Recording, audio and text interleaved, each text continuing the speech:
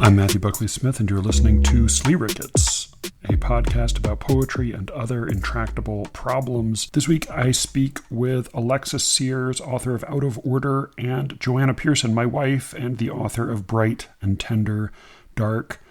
We talk about a couple different things. I'm going to put part of our conversation on The Secret Show. Joanna talked some about her experience at Sewanee. We talked about Sewanee more broadly, and we talk about bad behavior at writing conferences. On the main feed, though, we are talking about racism in the creative writing world, and it ends up getting into some sort of interesting area. So we talked initially about a couple of articles, one called When Defending Your Writing Becomes Defending Yourself by Matthew Alexis, and another called Self-Portrait of the Artist as an Ungrateful Black Writer by Saeed Jones.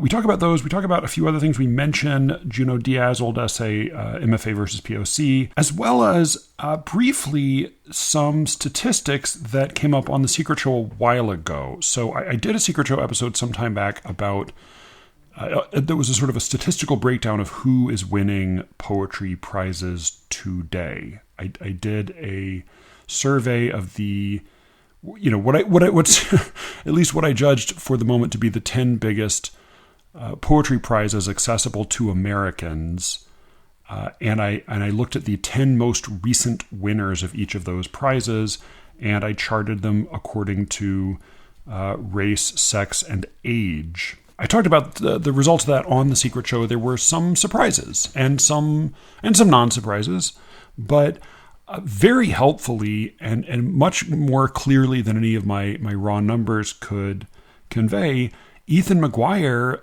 volunteered to, I named him as, I speculated that he was the kind of guy who knew how to make graphs. And it turns out he's the kind of guy who knows how to make graphs. We made some really wonderful graphs illustrating the statistics, and I'm going to include those in the show notes. So you can go in the show notes to look at the results of that analysis survey. I don't know. I was trying to do what Vita used to do before they stopped existing. They were the association Kate Marvin and company started to count the number of women included in various parts of the literary world. They used to do that.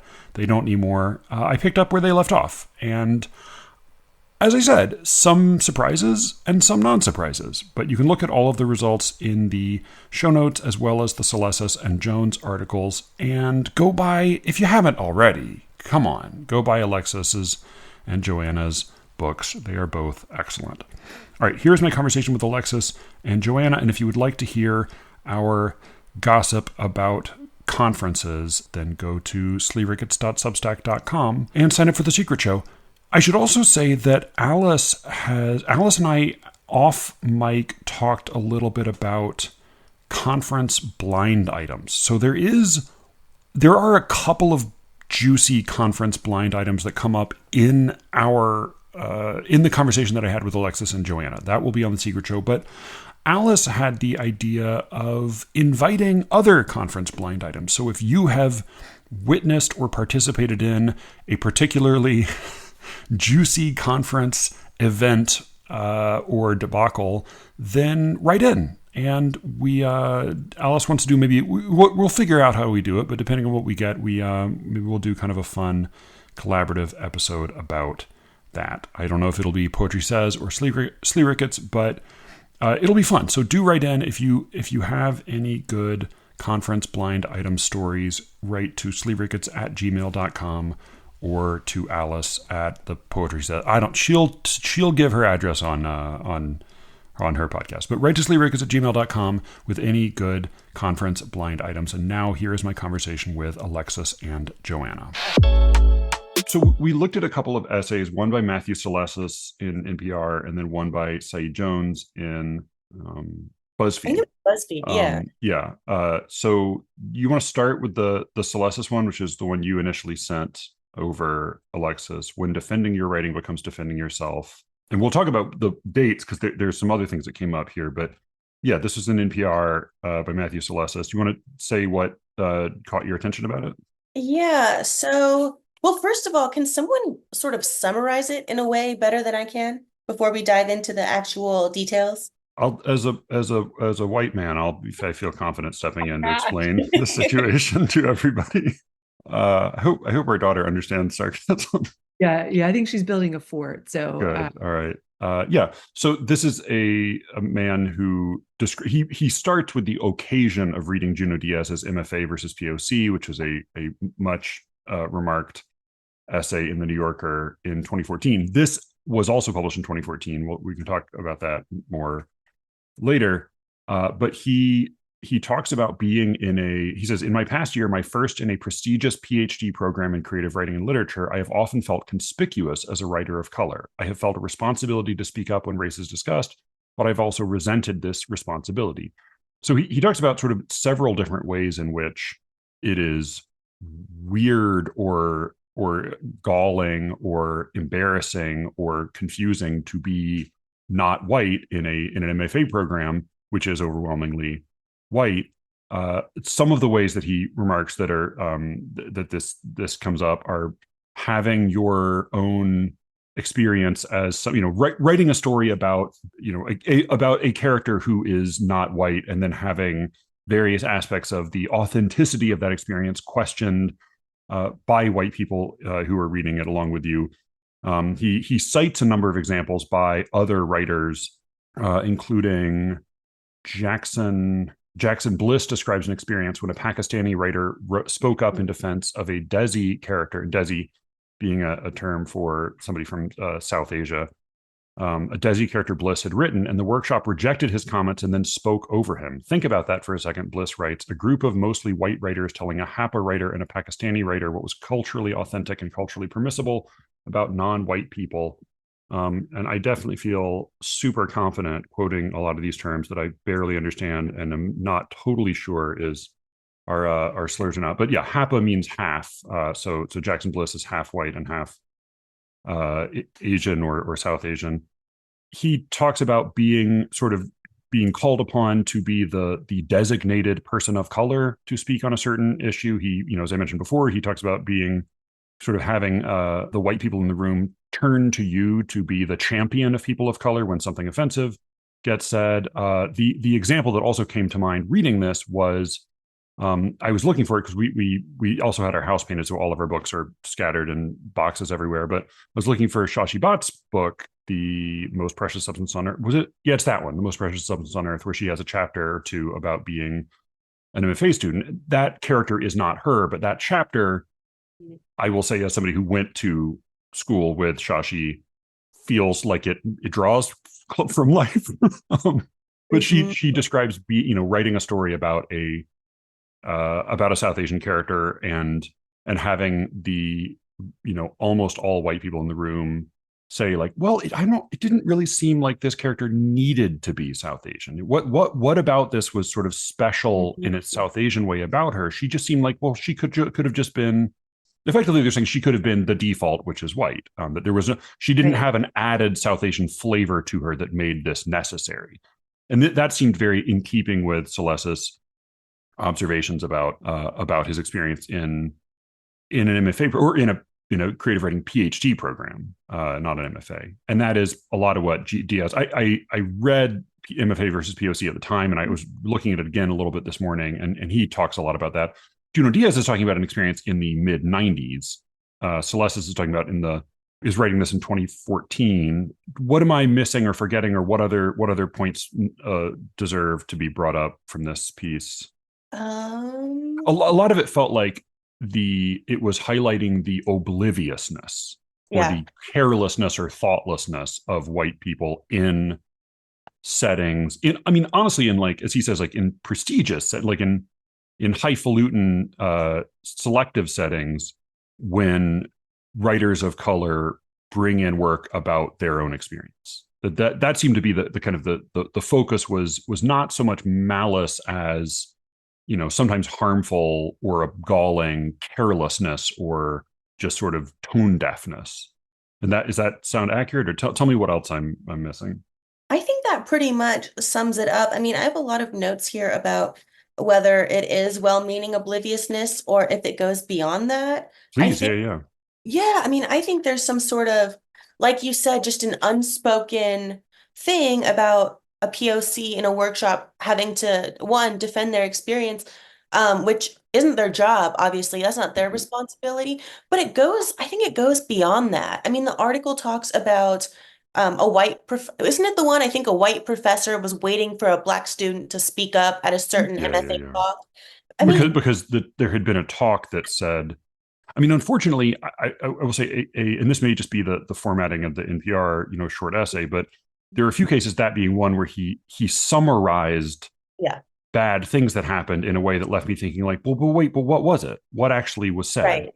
So Yeah. something bad and offensive was said. We're not sure what, and the white professor was waiting for the black student to speak up, or the Yeah. student of color to speak up. Yeah, and my first reaction when I read it was, well, obviously, the burden shouldn't fall on them. But Mm-hmm. also, I think it goes beyond that in terms of why would a person of color want to stand up in any academic situation, Yeah, yeah, and do something that could potentially be seen as a conflict or draw Yeah.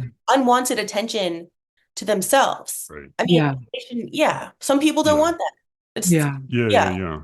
yeah. Jones talks about that as well. We'll get to his essay in a minute, but Celestis, highlights this also, that there is a cost to becoming the person of color who is always making a stink about racism, or Mhm. who is always calling out white people. It sort of becomes the racism policeman in Yeah. the room, that you don't that A, like, that's not necessarily a fun role to play, Mm. and B, it can then have a cost late, down the road. That becomes somebody who, you know, as with most people who are constantly, having to regulate any kind of bad, like, that tends not to be the person you then want to like go casually hang out with, and that can be a Right. real social and professional price that you pay.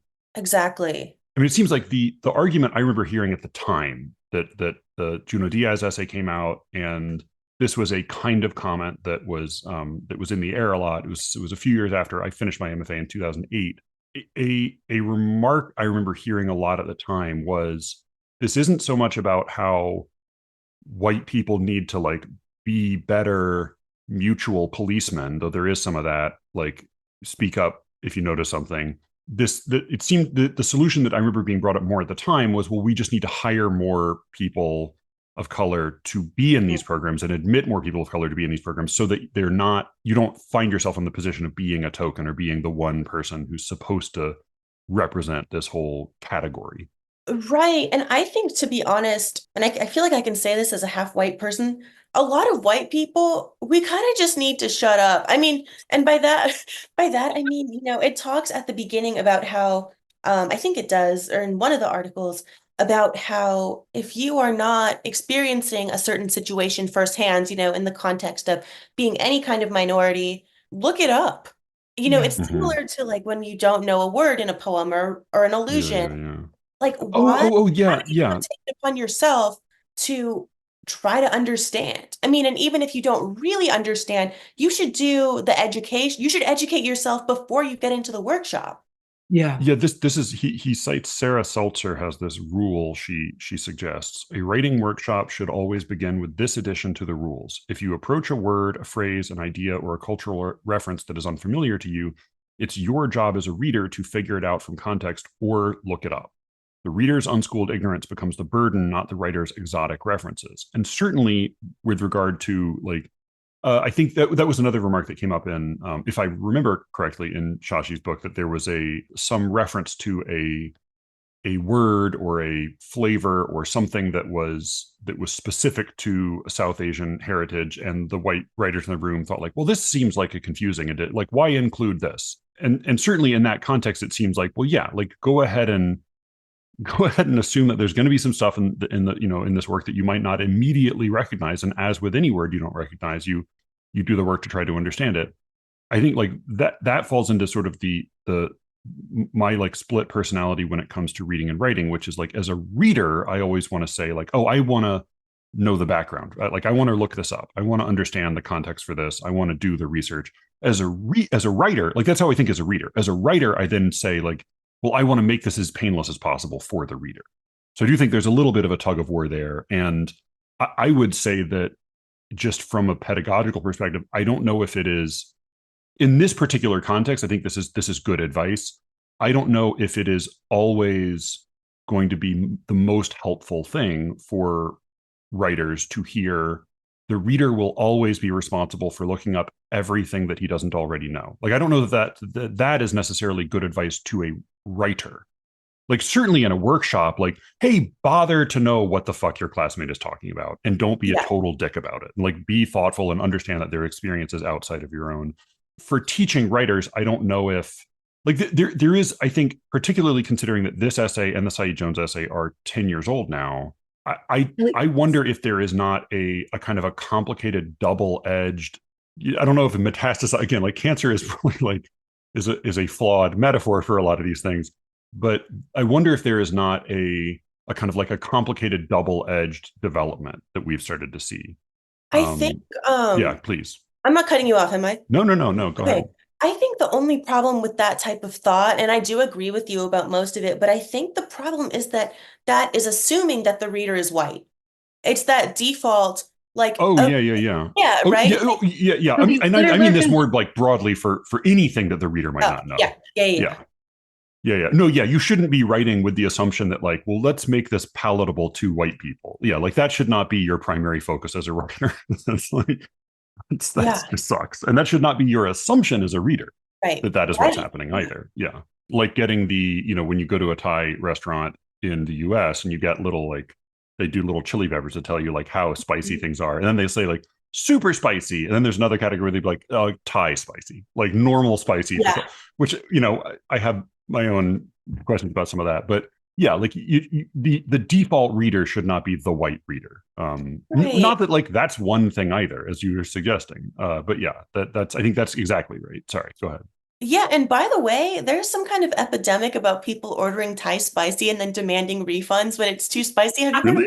That seems like a really good joke. Like that seems like but it seems like a Tim Robinson sketch. It's relevant to this discussion. It seems like that's I mean, I think it's who in the world, like, I think people are so dumb.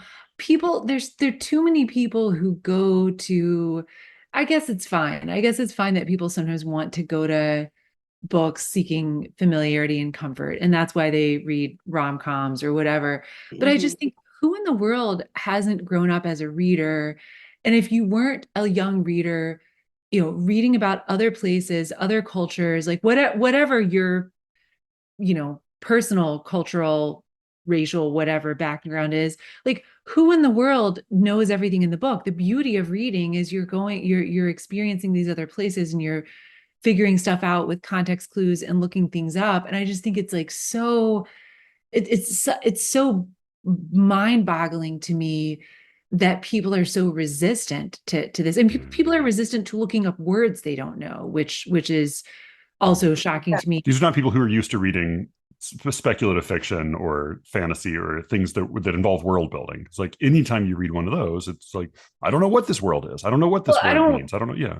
I just think like anytime, I mean, it's all world building, even if it's not sci-fi. And so I think like if you can't get on board and figure out like what the things that you don't know are, you're probably not a reader or writer. Like I just feel like you're probably lacking something. And that's like my brutal take on it. I just think like that should be such a given that it boggles my mind that people, I also haven't been in the space of a lot of fiction workshops. So I feel like it's fascinating to me that so recently that would be a thing that I don't know. I mean, so recently, like one question I do have is how this might, like, if this sounds accurate today, right? Like, because this is, the SLS's essay is.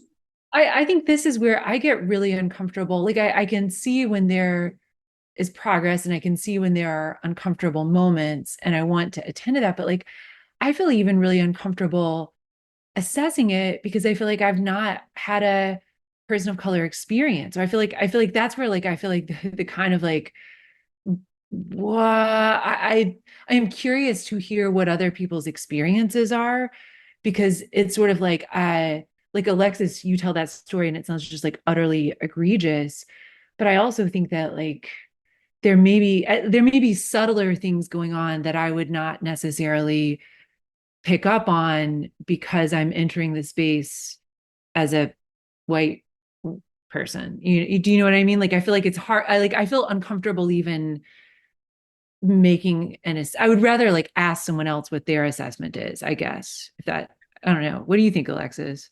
So I think we're making progress in terms of people understanding when certain things are wrong, Yeah. or immoral or tacky, frankly. I was thinking about the part in the Celestis essay that says, where is it? Um, a woman in my program has been told that her stories need to be more ethnic, that readers should be able to Mhm. smell the food. And it reminds me of something I heard fairly recently, well, I mean, I guess within the past few years, about an editor of a very well-known poetry publication. I think the editor has since failed, where he told someone to, quote, write more Jewish. And the thing is, I think, Huh. I don't know Okay. what happened. I wasn't there, but I do think the fact that everyone was talking about it and everyone was horrified Hmm. it's similar to the experience that I mentioned earlier about everyone in the crowd, with this, back and forth between the Black poet and the elderly, irrelevant white man, is that we're at the point where we can acknowledge, we can see, oh, this is Yeah. really effed up. Yeah, And yeah, I Yeah. yeah. in a way we've come a long way. I was in well, not a long way, but we are getting there in terms Yeah. of people.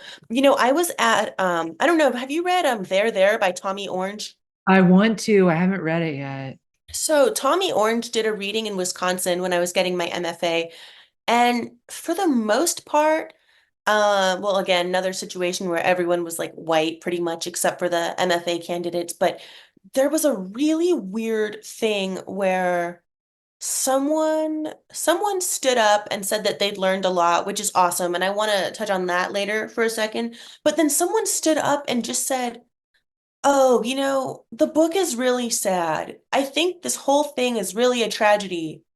And that came off as so condescending that Tommy clapped back and said, "No, this isn't a tragedy." He said, "This is our life. This is what it's been like as, Native Americans. And, we do have more obstacles, but we also have joy and we have this and we have that." And I just remember thinking, first of Do you want to all, give a brief sense of what the book is, just for people who might not be familiar? yeah, I read it so long ago that I can't really remember specifics, but I do remember that it was about there were a bunch of characters, and they're all Native American characters who overlapped, and it was at the end we figured out how they were all related to each other. But it was in Oakland, which I think, well, I know it has to do with Gertrude. I think it was Gertrude Stein saying there's no there. Someone can correct me if it was someone else, Hmm. but talking referring to Oakland saying there's no there. Like Um, it's a desert. There's or a metaphorical desert. There's nothing. And the book touched on things like alcoholism and unemployment and things like that, despite being in this particular case touching on Native American identity, things that don't discriminate among the races. And I think this weird idea, like, oh, not to, no pun Mm. intended, but like, oh, there, like, poor thing, it was weird. I don't know how to explain it. It made me very uncomfortable. I mean, what yeah. you're suggesting too, like it's funny because both I learned so much comment and the "this is so sad, it's such a tragedy" comment. It's funny. I read those as being maybe more of a piece than they might have seemed at the time, because I wonder if there's like I think there's this sort of funny thing happening, and you see little elements of it popping up in even some of these older pieces. So in the Juno Diaz piece, he talks about getting admitted to Cornell as just like some young guy, applying while moving sofa or moving pool tables in New York. And in the Saeed Jones piece, which was also 2015, he quotes James Baldwin, Hmm. from the '60s, saying, "People are so excited to talk." White people are basically like Uh, congratulate themselves on talking to Yes. me. They're so excited that I'm in the room. And I wonder, even with like the guy you talk about who was invited to be a special speaker at this conference, that there's a if there's not a kind of a funny a funny sort of double-edged thing happening where today, in contrast maybe to some previous times, there is this excited effort to include and to bring in and to honor writers of color, including them in program. The Matthew Salesses says, like, this is a prestigious creative writing PhD program. I mean, the Saeed Jones, the occasion of his essay is a very fancy book award party where he like bumps into Questlove on the way there. So this is the elite. These are very elite circles, and so there's simultaneously a kind of like an active effort to include and to bring in people of color. But then once there's a sense that like, hey, aren't we great for including you? Even though like the white poet Saeed Jones refers to walking up to him and saying, hey, your hair's longer. Now she literally says, now I'm going to do that racist thing where I touch your hair. Oh, God. And that, like, it's so galling. I quoted that to Jonathan at the bar, and he said, like, oh God, I'm white and you didn't even touch my head, and I'm still like cringing in horror at you having said that to me. Well, it's so horrible. It's like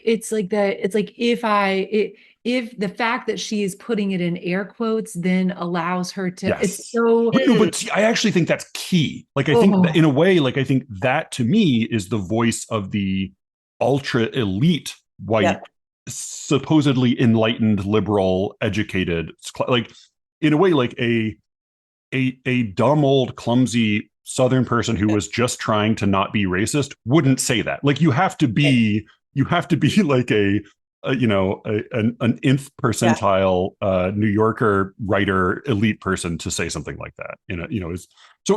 I wonder if there's not, because this was the thing that came up when I was doing that. I saw that Vita had basically crashed and burned, or maybe just retired like Batman. I don't know if you followed any of this, Matthew. I can't get a word in to say. I'm gonna have to slip off in just a minute, so I just I'm gonna. Do you want to jump in? No. I just needed to say that part. Okay. Yeah. Slip off. I don't want Joanna to slip off. I don't like that. I gotta slip off. You gotta drop all your I'll catch up on any wisdom, but you gotta drop all your wisdom now. I mean, really, I like that. I like that, like, where like gossip meets the social moment. That's really what I'm here. Do you want to, and you share whatever you're comfortable with, do you want to share any of your other more personal horrifying experience at this conference, or do you want to leave that for speculation in the dark, Alexis? Oh, it's for me. Well, okay. This is not related to a conference, but it is related to what you mentioned earlier about this kind of self-congratulatory, which goes along with the Saeed Jones essay about like just happy to be here, because I want your opinion on something, because I'm really going back and forth, and I think this is relevant. So in 2020, during the Black Lives Matter protests, I think I kept seeing photos of this old, I think he was Southern white man holding a sign that said, "Sorry, I'm late. I had a lot to learn." And I've been thinking about that a ton, and I've really been going back and forth, because on the one hand, it's cool. He's acknowledging that he was an ignorant person before, that he showed up eventually, blah, blah, blah. However, it's still talking about him in something that is in no way about him. So I want to know what you two think about that. I think it was well-meaning, obviously, but I'm not quite sure if it missed the point. I think I share your feeling about it, Alexis. It doesn't, like, it seems well-meaning, but it seems in that kind of like humble, self-congratulatory sort of way. Like, it almost seems like just like hush your mouth, show up with your Black Lives Matter sign, and just be like, in your mind, be like, oh, I'm sorry, it took me a long time to get here. I had a lot to learn, but think it in your mind. Don't put it on your sign. Like, maybe that's, I don't know. That's the thing. I didn't see that particular meme, but I can see how I mean, I also have a similarly mixed feeling about, people who put the signs in their yard that are like, in this house, we believe in science that Black Lives. I don't remember what all the things are on the side. Yeah. You know what They, I'm they talking don't Yeah, mention unions, but yeah, sorry. It's like in this There's in no this mention house, of class at all. But in yeah. this house we believe blah blah blah. Like I feel like on the one hand, I'm like, well, maybe I'm like, Joanna, don't be a grump. Maybe there is like a person in a marginalized class who identifies with that sign and who walks into the community and is like, now I feel welcomed. I know this isn't like maybe like it is a welcoming gesture, but like in the back of my mind, I sort of feel like it's just a sign people put up to signal. yeah, Yeah. What yeah, do you know what The, I'm talking about the, though? the two things that like leap out to me about that old white guy sign are, one, it's the phenomenon that Alice described as, I'm the piece of shit the world revolves around. Like, Mm, this is a story about me recognizing my guilt rather than like yeah, trying to create material advances for people who are suffering. The other thing that leaps out is that it just feels so fucking Twitterfied. Like, Yeah. it's such a like zingy, tweety, little mhm. like sound bitey thing to like that. This is that it basically, it feels to me like exactly the kind of sign that is meant to be snapshotted and then proliferated on social media. Like, that's its actual purpose. As Yeah, and I people saying also like, "Ooh, what a zingy thing to say." yeah. And I also have to wonder, going off of the signs Joanna mentioned, which I've seen, in this Yeah, house, we support LGBTQ, Yeah. BLM, blah, blah, yeah. Yeah. blah. That was How every much of house in the that is neighborhood. Yeah, actually true? I mean, Yeah. I want to believe it, but if I mean, I know there was that story about a black child being shot and how he had to go to three separate houses before somebody opened the door to help him. Oh wow. And I kind of can't help but think like, put your money where your mouth is. I mean, Yeah. do yeah, you yeah. really know? And I Yeah. could, hopefully we are right, but even these celebrities who, marry black men and get the cornrows in their hair and then are awfully silent when we're talking about black issues. I Yeah. mean, yeah, you know what I mean? Like, do we know that what they're saying, what they like, that they truly mean it? Well, Well, I the, don't but know. the language is really telling. Sorry, go ahead, Joanne. no, I just say like it reminds me I think it's like anything that feels showy. Do you know that internet phenomenon that was there for a while? This is more of like a kind of something relationship, gender, sexism, but the phenomenon of like the internet wife guy. Have y'all heard of the wife guy? This Oh is my God, the Brian and I talked curvy a little wife bit about guy. this. Yeah. Well, oh, that was one of them. That was one of I them. Yeah, despise that Wait, man. he was curvy like white guy? This is a different phenomenon. curvy, Yeah. no, curvy wife guy God, I was hate this was guy. it he like would constantly he became internet famous because he had a wife who was, I mean, I don't remember, she's probably like a mid-sized woman. She was Yeah, he probably, wasn't even that big. yeah, she was like, it was like just like she was just like a mid-sized woman. She wasn't, a particularly like waifish Sure. supermodel build, but he did all of these photos that oh, if I were their wife, I would be so annoyed and insulted. They were like, other men, well, I Yeah. love my curvy wife. My curvy wife is so like Ugh. Yeah. but I think in general, the wife guy thing, it's like it's this sort of like overdone expression of like, well, she's the queen, she's so smart, I'm devoted. Right. They're all dastardly, like as it turns out they're all jerks, they're all they do Oh this yeah. show of like, I just am smitten with my I like I it's You know what it calls to mind, Joanna? right. We won't name the person, but there is a writer that you quietly follow sometimes who posted a pencil drawing of her husband brushing his teeth What? in Pooh Bear attire, wearing a t-shirt and nothing else, with his butt cheeks poking out, as like a both like an affectionate and erotic like expression. And then she posted this photograph on Facebook, On Facebook, yes, it's true. No, see, which I felt like terrible for her husband. He was like, this is "Oh, the what's going on?" because like this is the gossip on which I can have some opinions. Like Oh. I really feel I She can't. is a wife guy. She is the She's a she's the husband. female equivalent of a She's wife a guy. husband guy. She's a husband guy. I Ugh. can't weigh in on this state of like the workshop experience for a lot of different marginalized communities. But what I can weigh in on are husband guys and wife guys. And I will say it is the most hilarious, disgusting. I was like, if anybody did a sketch of me just Pooh Bearing with a shirt on and no pants, like a Pooh Bear, just like a Pooh Bear brushing my teeth and like fondly, if Matthew like Matthew's not on Facebook, but if you posted that on Facebook and you're just like, I love my wife, God. she just Pooh Bears around the house, just dirty and a mess, but I just think she's so cute. I would be like, that's Yep. it, done, done. Yes. You guys, I feel like this is the note that I have to take the dog out on before I go to my little Pilates class later. It's But not a euphemism. It really sounds like one. That's a but literal. take the dog out. I got to take the dog out on this one. I I'm don't. gonna start using Sounds that. like something Jeffrey Dubin does. Yeah. People know the literal meaning of what it means to take a dog out. Yeah. Yes. It just didn't sound that way. The way you said I it. love that. I gotta take the dog out. Yes. I'm gonna Thank you. I'm gonna take the dog out. Don't, Alexis, don't let me miss any good gossip. If you say it, will you tell me so I can hear it later? Yes, because I have something in mind right now that kind of ties into the No, curvy. tell it real quick before I take the dog out. Okay, so curvy wife guy, this reminded me of it because his whole thing was so self-congratulatory, like, oh, my wife fills up her plate. And she quote fills Oh, every inch of her jeans. Every inch of her jeans. You know, other men would oh. never.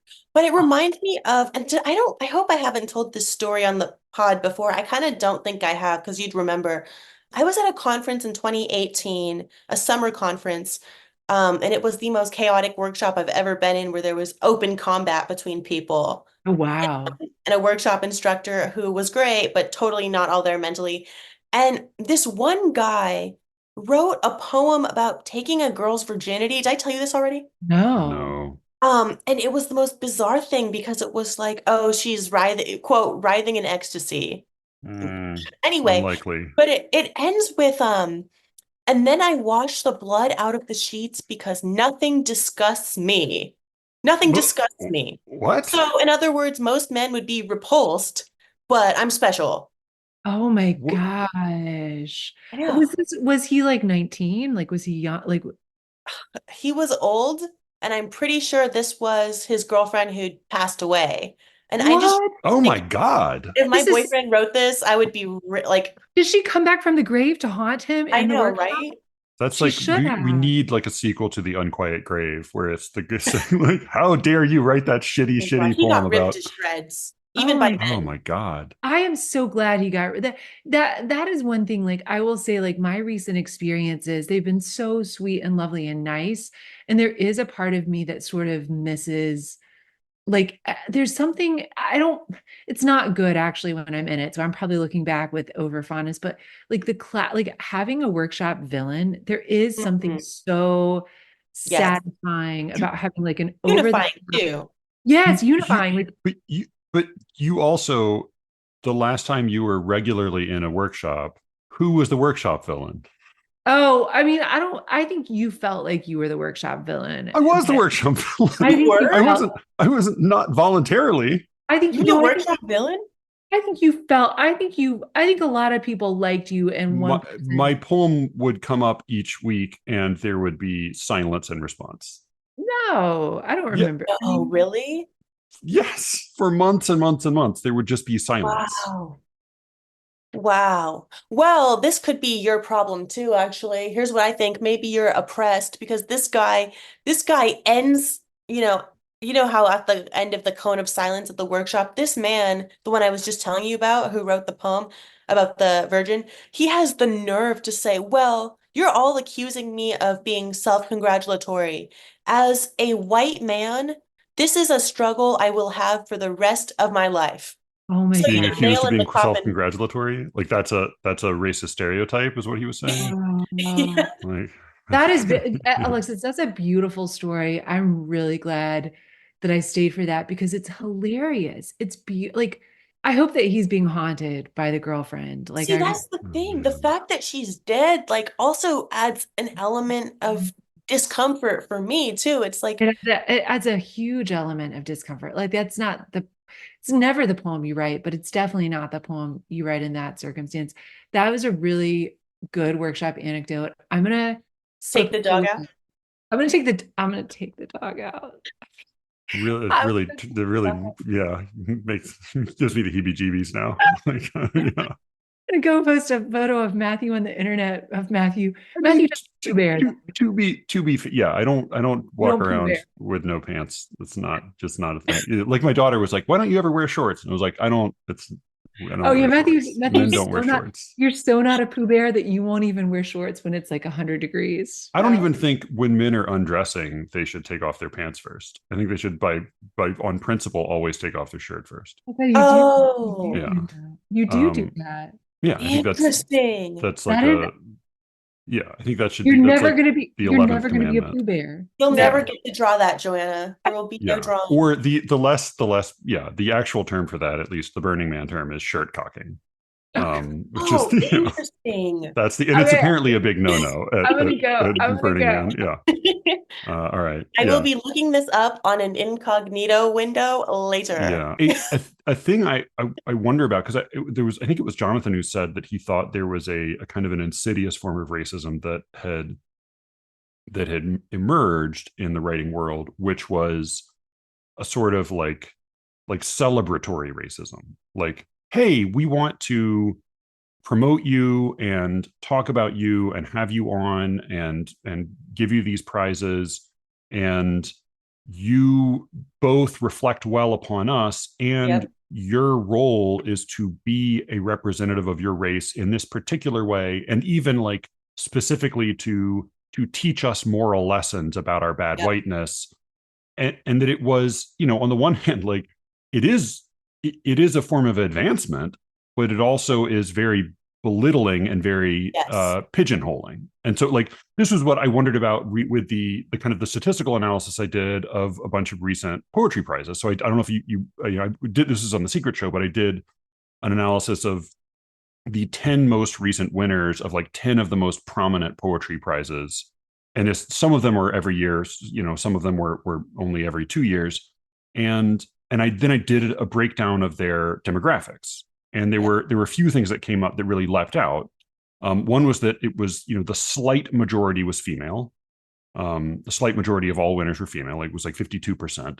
And there were a number of radical over and under representations. So the most underrepresented group was Hispanics, radically, wildly underrepresented, like very, very few. Asians were double represented. There were twice as many Asians represented as there are in the population in America, at least. This was chiefly American prizes.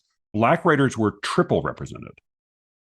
So there were percentage-wise, there were 3 times as many Black writers winning prizes as there are in the population, right? So it was like 13-14%, and then it was over triple that were the winners. In fact, the percentages for Black winners were equal to the percentages for white winners. Even though white writers make up, or white people make up 60% of the population. So like white men were far worse represented than white women. And then the other breakdown I did I was really curious about was the age cross section. So white writers who did get represented among awards tended to be 70 and over. So you had, like, if you had been around since forever and you were finally getting your due, then you might win a prize. But there was a radical age disparity between both men and women, but especially between white and non-white writers. So non-white writers tend to be much younger. And white writers tend to be much older. Now, like, I think Jonathan's reading was like, well, this is in part a lot of old white organizations still run by old white guys like Jerry Saltz saying like, hey, I have this job. Let's not give this job to any more young white guys, but I'm still not going to retire. I'm still going to hang on to my position here.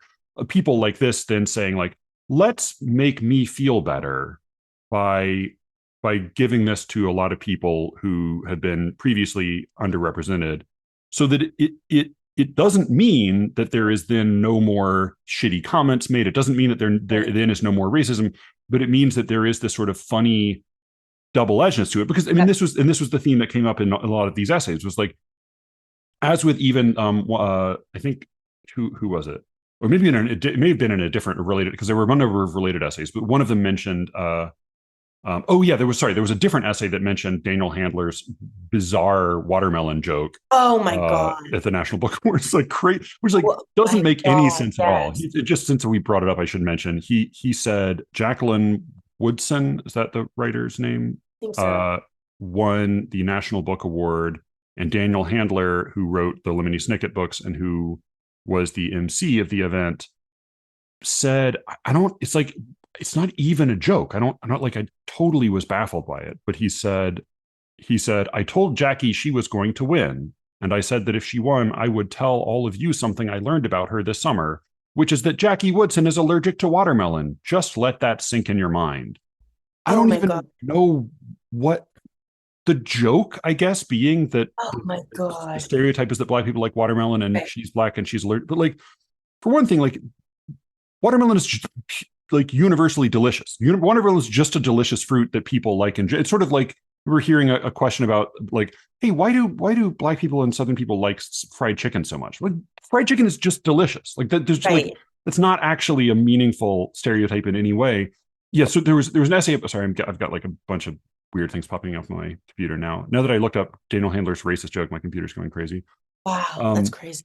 Yeah, but like there are all of these obnoxious comments and Mhm. assumptions and pressures put on writers of color, but also what we're talking about here is a very rarefied air.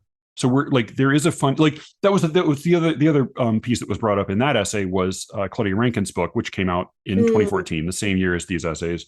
And that book, Citizen, was about racism and like some appalling Yeah. incidents that were not all her experience, but were experience of hers and other people she knew that she'd spoken to. It's very clear. It's very sharp. It's very worth reading, Citizen. But they're also in very elite contexts. So it's Mhm. like one of the more galling incidents is in a car with an old white professor talking about how she got appointed to a very prestigious position as a professor at an elite university. And then he says some bad racist shit to her. Or Mhm. like be like white people being thoughtlessly racist in like first class on an airplane. So there's this sort of funny double-edged quality to a lot of this that I don't know I really don't know what to make of it. Like I don't know how to digest it. I don't know if you have thoughts about any of that. Yeah, well, something that stands out to me, and it came, I think it's pretty related to this. It came up at the beginning in terms of the poet at this conference saying, you and I talking about, and Joanna, about how this book wasn't even about race Right. necessarily. And I kind of can't help but wonder in all of these scenarios, there's kind of this unspoken idea that if you are a person of color, you're writing about racism. Yeah. That's what you do. This pigeonholing, Yeah. Yeah. Yeah. and that's how it even was in school. I had a high school teacher say, like, I'm gonna try really hard to teach. He was amazing. He was like, I'm gonna teach authors of color, and it's really important to me that you not label this as Black book, Black, you know what I Right, mean? right, right. This is Um, American literature or this is exactly, English literature. exactly. Yeah. Yeah, and there's still this division. I mean, do you think Daniel Handler would not have said, and the winner of the Pulitzer is Sharon Olds, and she doesn't like seasoning. And let's just let that sink in for a moment, Or as no, if or like she white, likes spicy foods. yeah, she likes Yeah. spicy food. I She mean, it likes wouldn't her even, Thai her wouldn't pad even Thai occur to Thai anyone. hot. Yeah. Yeah, it would Yeah, no. it wouldn't even occur to anybody. And that makes me think um that, even if these people want to acknowledge how talented these authors are in their own right, you can't help but wonder they're really seeing color in this scenario. Like Yeah, they're yeah, yeah. really seeing it. Like the headline above Jacqueline Yeah, Woodson's name in his mind is Black writer. Like black. that's the headline there for him. Right, as opposed to someone who is incredibly talented, who happens to be black, I or mean, who someone he happens apparently to knows address. well enough to refer to her as Jackie. Like, presumably there should be Right. more in that basket of like he should have more in his file on her should be thicker than she's a Black writer who doesn't like watermelon. Yeah, shame on him for that. That's an unfortunate event. But it Series seems in of a weird way representative of some of this phenomenon where like she's winning the National Book Award, yep. And we but still have to make also it like, race. and he is enough a part of the establishment that he's not only this very very celebrated, very best-selling writer, he's also the MC at this event. And for Yep. him, part of what this is all about is I mean, as with, I suspect the old guy at that conference was like, Yeah, well, wait a minute, we had you here so that you could help show yeah, us that we aren't racist anymore. That that's exactly. part of your purpose in being here. Yep. Yep. And these are the same people who would probably claim I don't see color, which is what that old man was kind of inadvertently implying. Like, oh, well, your experience is the exact same as mine because I'm not racist, allegedly, and therefore Mm. society has made, quote, big progress. Yeah. It feels to me like there are these funny binary, like there's a sort of a false dichotomy where like one of the reasons I can imagine people cringe a little bit when they hear things like, hey, society has made big progress when it comes to racism, is that, like, setting aside historical realities, like, well, why are you bothering to say that right now? Yep. Like, Right. why is that a thing that is Right. coming out of your mouth at this moment? It's sort of like when like with people who get really caught up in like demographic IQ statistics. I think, like, all right, like, set the facts aside for a minute. Like, why is this something that it is Right. important to you to bring up Yes. right now? Yep. Right. Why is that the first thing? It's almost like it comes off as very defensive. I mean, bringing this up out of nowhere. Oh, well, racism. Yeah, why when this person just won, the most prestigious award, and we're talking about his life and we're talking about some really light, awesome stories, again, about how he found out because he was Googling himself over and Right. over, or because Yeah. he'd gotten about 100 texts congratulating him and he didn't know what anybody was talking about. Which I have Why? heard is notorious with that prize. Like, Yeah, they I've just heard they don't just call put it on the people. internet and nobody Yeah. cares. Like, yeah, or I They mean, just yeah. like they just never bother to contact the winners or even the short list. Like, you just sort of, people Yeah. always find out through Google or through Yeah, somebody and calling them. before Yeah. before the winner or something. Yeah. Yeah, but it's like why that's a very good point. It's like why is your immediate response out of everything this person had just said in the past, 45, 50 minutes? Well, racism's not real. Out of Yeah. everything this person has just said, why are we making it race? If racism Yeah. isn't real. And I think, again, it's a softer version of the watermelon joke. It's a, like, well, Yep. in my mind, the headline on this whole talk is you're a black guy. Yep. Also, you're a poet, but, like, I mean, it's the thing I have thought about, because here's my ultra corny lib thought I've had recently. The right has taken to referring to people in certain positions or people who win certain prizes or who get certain appointments as DIE or DEI Yep. hires, or DEI, the DEI vice president or this or that. And, like, it is obviously extremely shitty and racist. But the thing that always leaps out to me is, like, why people get prizes, why people get hired, isn't fair and has never been fair and has Right. always been tangled up in all sorts of weird things, and who slept with whom and who hired And whom and who met, nepotism and like, John, yeah. Auden met Ashbury on the beach, and, like, it's always been, yeah, Yeah. this was like, he didn't even submit to that prize, apparently. But Auden said, like, oh, actually, please do send your book Healing. because I met you on the beach and I liked you. And, like, Wow. fine. And also, Ashbury is brilliant, and so fine, Yep. it worked out. Like, good people win prizes all the time for reasons that have nothing to do with their goodness, and that has always been true. Here's my ultra corny lib thought on like DEI hire, DEI promotion is HIE, homogeneity, inequality, and exclusion, being that, like, that basically for a long time, lots of white people, like white guys, were effectively HIE hires. Like, you Mhm. didn't get the job because you were good back in the, like, yes, there are cases where people are being, where, like, prizes are being distributed differently, jobs are being distributed differently because of the current fixations and obsessions and ways people are thinking at this moment. But that has always been true. Yep. It's just that the categories and the relationships rotate over time. Right. And people complaining about, quotes. I remember this in high school, when all of us POC were accused of only getting certain college acceptances because of quote affirmative Right, action. right, right, right. It's Yeah. say it to our faces.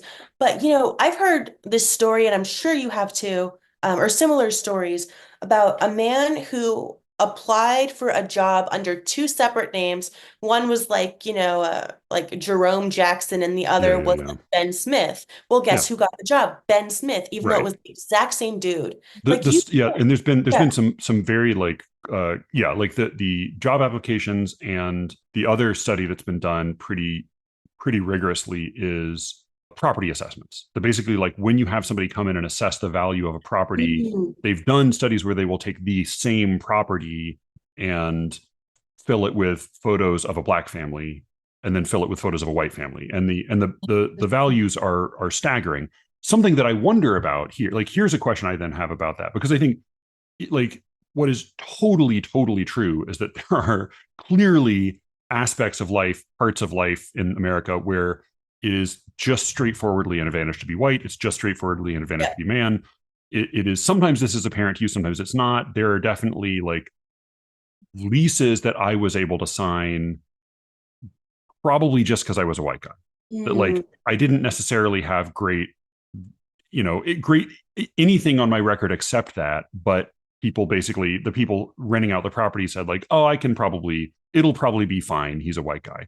Mm. And there might even be some, like, statistical historical logic to, like, oh, well, he's more likely to have a family that will be willing to step in if he totally fucks up, and blah, so forth, or will be willing and able to step in, and all of these other products of historical wealth and equality.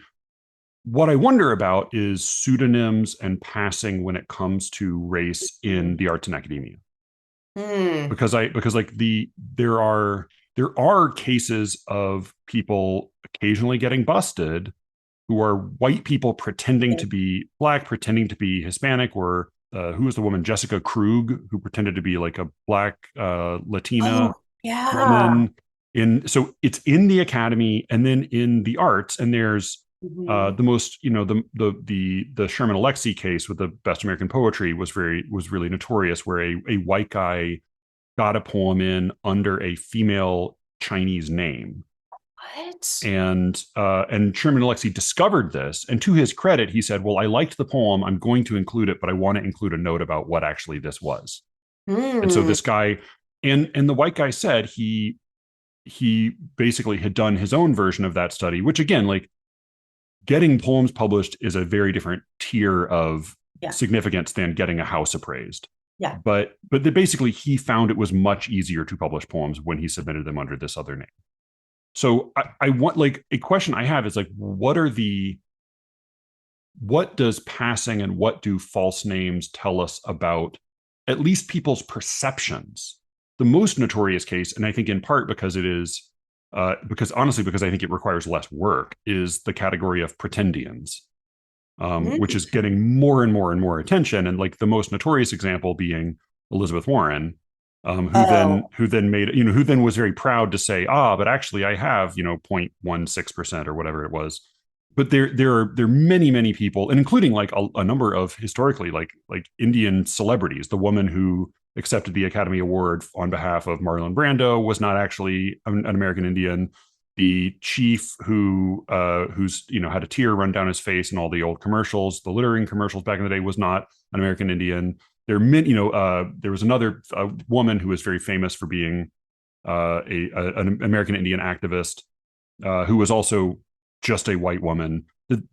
Like, I wonder what, if anything, that tells us about this kind of the strange double-edged racism of our time in the arts and in the academy. Like, you are, statistically speaking, you might be more likely to get a promotion or a prize, but you are also more likely to have somebody think of you in a fundamentally limited way. Like, you might be less likely to be treated as an artist qua artist, and more likely to be treated as a representative of a demographic group. I don't know. Like, I don't know what to make of any of this. It all just feels like a confusing jumble to me. But I'm curious if you have insights into any of that.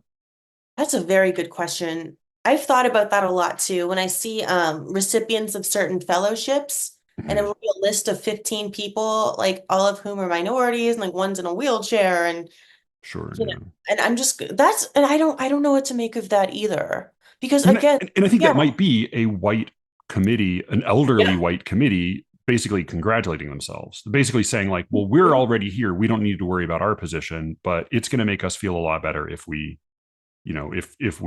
stack the deck here in a way that reflects well upon us. And then, as you said, like, you end up in a situation where, as you said, you went to the Tommy Orange conference or reading, and it was basically a room full of white people and then the MFA students. Exactly. So Right. yeah, it doesn't necessarily change larger structures, but you have these sort of, I mean, if, I mean, in a way, it's like it's another version of what people like. You think of like a trophy wife. These are like trophy prize winners or Mhm. trophy professors, where they are trophies for, right. The trophy wife is not a trophy for herself. Right. She is a trophy for her husband. And I wonder if that might not be some of what's happening here. And in a way, like it becomes, there's sort of an aggravating element to it, because Yeah. you then have, like a young quarrelsome white guy saying, well, hey, I'm not winning any of these prizes. But that doesn't, but again, like that doesn't mean that then there are no problems and all the problems have been solved, right? And then coming into that conversation by saying something like, hey, we've had a lot of progress when it comes to racism, all that Hmm. does is sort of set off people's, is set off a bunch of red flags and make people on guard about what kind of Yeah. conversation they're having. Yeah. And oh my God, I had something really brilliant to say about that. Wait, go back, say what you just said. Committees and panels and people in elderly white people in positions of power are bringing on Oh, yeah, often. yeah, yeah. Yeah, sorry, go ahead. Okay, now I remember. So again, I think this all comes together in terms of this kind of self-congratulatory thing because then, Black people walk into the National Book Award ceremony or they walk into here or there and they're getting their hair touched and, they're being Jesus talked about Christ. watermelon. And I think the problem is it creates this thing where now people, like ethnic minorities, for example, who are very, very, very capable, are having their skills undermined or they're, encountering skepticism Mm-hmm. because they happen to be, a certain demographic. So Yeah, now yeah, we're at this place where we have, this person's really good, but this white guy was better and he was turned down because he was a white guy. I mean, I don't know if you've ever been on MFA Draft, about no. all these people. It's a What is that? Facebook group where all these people are talking Yeah, about their NFA experiences. Someone wrote something about how I'm a super talented white guy and I didn't get in anywhere because, the Asians and the this and the that are yeah, taking yeah, yeah. everything and blah, blah, blah. And there's something kind of inherently racist just about that concept and that a Black person could never get in based on merit. But then Right. at the same time, you're right that when these all-white committees are going overboard in terms of trying to seem, progressive and this and Yeah, that, yeah. it has the opposite effect because you know what I mean? I don't Yeah. Oh, know. yeah, yeah, yeah. Like Yeah. it creates the, people have observed this about certain applications of affirmative action, that it can create skepticism about the merit of the people Yep. there. I think like it's funny. Again, like my cynicism is so deep that it ends up like washing all of this out, because I just think nobody ever deserves anything. And we like, if you're a poet and Right. you get a prize or you get a job or you get a whatever, take it and run with it, because Yep. who knows why you got it. And that goes for everybody ever. And that goes for Yeah. people 100 years ago. It goes for people 50 years ago. It's people now. Like maybe you got it for one reason. Like I got the little book prize I got from Able Muse literally because my book had a poem about semen in it, and that tickled the judge when he read it. Like Mhm. he Mhm. told me that explicitly. So like that, I don't think anybody like desert, and I just don't believe in the meritocracy at all. And I don't think it's Yep. ever been really meaningful. I mean, particularly in the arts and in the academy. So in a way, like I think the problem with that guy posting that thing is like, well, yeah, maybe your race and your sex and your sexuality didn't help you in this case, in which a bunch of sweaty white registrars were Mhm. desperately trying to stack the deck to make themselves look good. Like sure, that may have had an effect on you getting in or not, but like that has always been true in one way or another. And maybe your Yeah. name back in the day, because you were Jewish or not Jewish, or came from this family or didn't come from that family, or happened to have Yeah. known this person or be from this. My dad, got into Harvard, he would say, at least in large part because he was a Southerner. And they were like, "Uh-oh, we don't have any Southerners this year. Let's bring one in."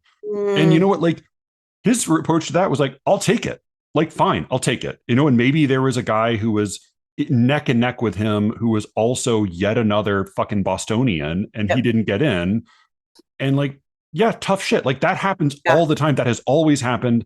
Right now, it's happening in a way that it didn't happen before, Yep. or it happened maybe in the other direction before. But I don't like I'm just like profoundly cynical about everybody's motives and everybody's merit at all times. And like, if you are an artist, all you can do is try to do good work and take what you can get and don't apologize for it.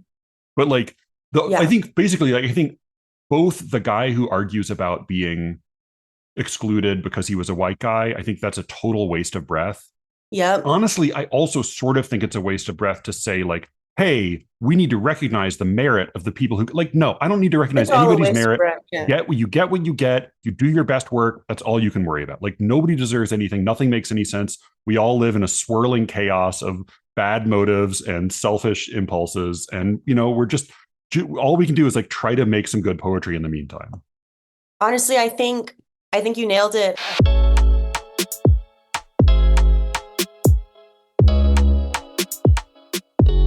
That was my conversation with Alexis Sears, author of Out of Order, and Joanna Pearson, author of Bright and Tender Dark. Go buy those books.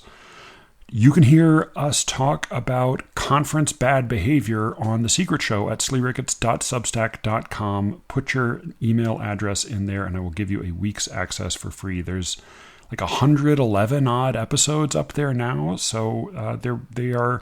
I just got a great email from a listener who has been going through some of the back catalog of bonus episodes and finding things that he definitely disagrees with, but nonetheless seemed to enjoy himself.